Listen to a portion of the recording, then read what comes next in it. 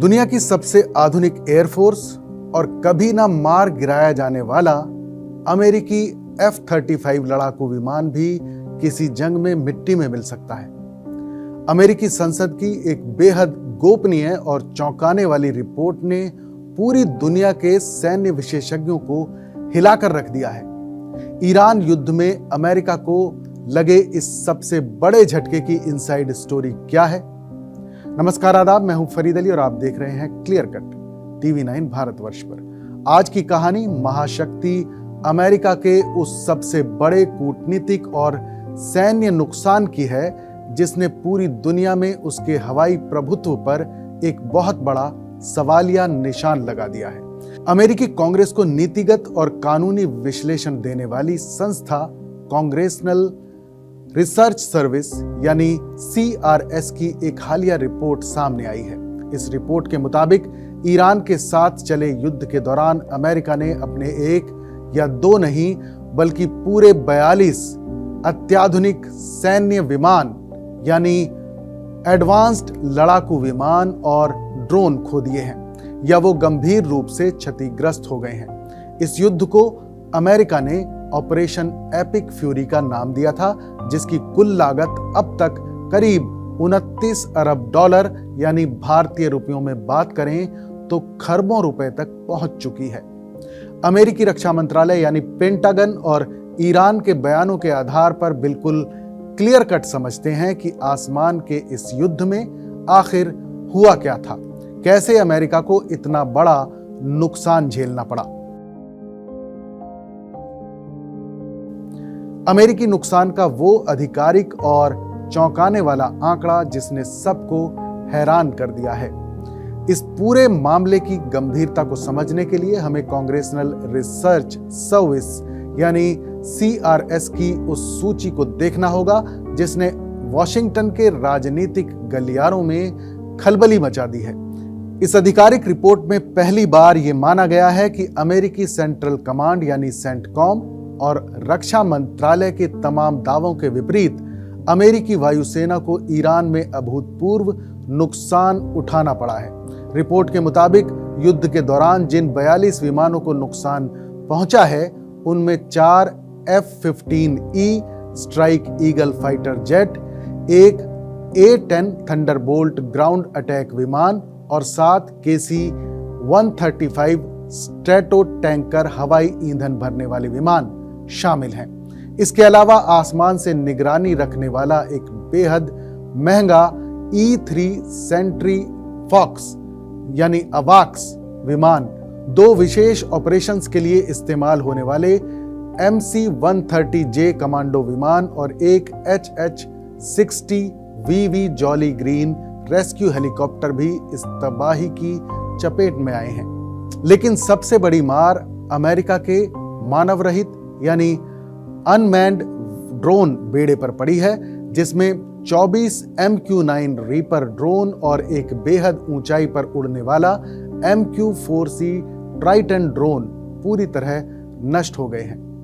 Pentagon के financial chief Jules Hurst III ने 12 मई को अमेरिकी संसद की सुनवाई के दौरान साफ शब्दों में कहा कि इस युद्ध की अनुमानित लागत के अचानक बढ़ने का सबसे बड़ा कारण इन सैन्य उपकरणों की मरम्मत और उन्हें बदलने में आने वाला भारी खर्च है। CRS की इस लंबी सूची में एक नाम ऐसा है जिसने दुनिया भर के सैन्य विशेषज्ञों यानी डिफेंस एक्सपर्ट्स के होश उड़ा दिए हैं और वो है F-35A लाइटनिंग II लड़ाकू विमान। F-35 को दुनिया का सबसे आधुनिक अदृश्य यानी स्टेल्थ तकनीक से लैस और अजेय विमान माना जाता रहा है। अमेरिकी रक्षा विशेषज्ञ हमेशा दावा करते थे कि इस विमान को दुनिया का कोई भी रडार या वायु रक्षा प्रणाली यानी एयर डिफेंस सिस्टम पकड़ नहीं सकती, लेकिन इस युद्ध ने उस भ्रम को पूरी तरह तोड़ दिया है। ईरान के विदेश मंत्री सैयद अब्बास अराक्ची ने इस अमेरिकी रिपोर्ट को सोशल मीडिया प्लेटफॉर्म X पर साझा करते हुए गर्व से यह दावा किया है कि ईरान की सेना इतिहास की पहली ऐसी सशस्त्र सेना बन गई है जिसने अमेरिका के इस सबसे चर्चित और घमंडी F-35 लड़ाकू विमान को मार गिराया है। इस विमान का गिरना सिर्फ एक आर्थिक नुकसान नहीं है, बल्कि ये अमेरिकी सैन्य तकनीक की उस सर्वोच्चता पर बहुत बड़ा आघात है जिसके दम पर पूरी दुनिया पर अपनी धाक जमाता आया है। युद्ध की शुरुआत और ईरान की नई चेतावनी। इस भयानक टकराव की पृष्ठभूमि को देखें तो ये पूरा युद्ध इसी साल 28 फरवरी को शुरू हुआ था, जब संयुक्त राज्य अमेरिका और इजराइल ने मिलकर ईरान के अंदर कई रणनीतिक ठिकानों पर एक साथ बड़े और समन्वित हवाई हमले किए थे।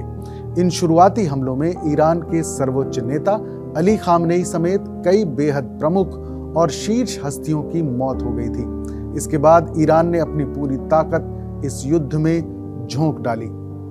भले ही अप्रैल के महीने में दोनों देशों के बीच एक अस्थायी युद्ध विराम यानी सीज फायर हो गया हो, लेकिन तनाव की आग आज भी सुलग रही है।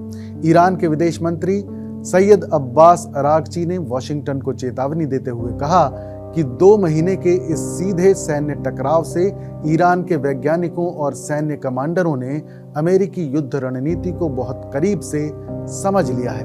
उन्होंने साफ लहजे में कहा कि अगर नवनिर्वाचित अमेरिकी राष्ट्रपति डोनाल्ड ट्रंप ने ईरान के खिलाफ दोबारा कोई भी सैन्य कार्रवाई शुरू करने की हिमाकत की तो ईरान इस बार अमेरिकी सेना को ऐसे सरप्राइज यानी झटके देगा जिसकी कल्पना भी पेंटागन ने नहीं की होगी। तो सीआरएस की इस विस्तृत रिपोर्ट के बाद इस पूरे घटनाक्रम का निष्कर्ष क्या निकलता है? पहली बात तो यह है कि अब यह पूरी तरह साफ हो चुका है कि आधुनिक युद्ध सिर्फ तकनीक के दम पर नहीं जीते जा सकते। ईरान ने साबित कर दिया है कि भले ही उसके पास अमेरिका जैसे महंगे विमान ना हो, लेकिन उसकी स्वदेशी मिसाइल तकनीक और एयर डिफेंस सिस्टम अमेरिकी स्टेल्थ विमानों और रीपर ड्रोनों का शिकार करने में पूरी तरह से सक्षम है। दूसरी बात यह कि अमेरिका के अंदर ही अब ऑपरेशन एपिक फ्यूरी और 29 अरब डॉलर के इस भारी भरकम खर्च को लेकर तीखे सवाल उठने लगे हैं। अमेरिकी सांसद अब ये पूछ रहे हैं कि जिस युद्ध से अमेरिकी सेना को इतना बड़ा नुकसान उठाना पड़ा, उसका अंतिम रणनीतिक हासिल क्या है? पश्चिम एशिया का ये पूरा इलाका इस समय बारूद के ढेर पर बैठा हुआ है और कोई भी नई सैन्य चिंगारी दुनिया को एक ऐसे आर्थिक और सामरिक संकट में धकेल सकती है जिससे उबरना किसी भी महाशक्ति के लिए आसान नहीं होगा। हथियारों की चमक और महाशक्तियों के अहंकार के बीच चल रही इस जंग ने एक बार फिर साबित कर दिया है कि जंग चाहे मैदान में जीती जाए या आसमान में, नुकसान दोनों तरफ का होता है और ताकत का गुरूर कभी ना कभी टूटता जरूर है। मलिकजादा मंजूर अहमद का एक मशहूर शेर है कि नया एक रब्त पैदा क्यों ना कर लें आसमां वाले जमी पर रोज अपना घर जलाते हैं। यह था आज का क्लियर कट TV9 भारतवर्ष पर महाशक्तियों के इस हवाई युद्ध और अमेरिकी विमानों की तबाही की ये कड़वी हकीकत आपको कैसी लगी? क्या आपको लगता है कि ईरान वाकई अमेरिका को आने वाले समय में और बड़े झटके दे सकता है? कमेंट बॉक्स में अपनी राय हमें जरूर बताइएगा। मैं हूं फरीद अली, देखते रहिए TV9 भारतवर्ष। नमस्कार, आदाब।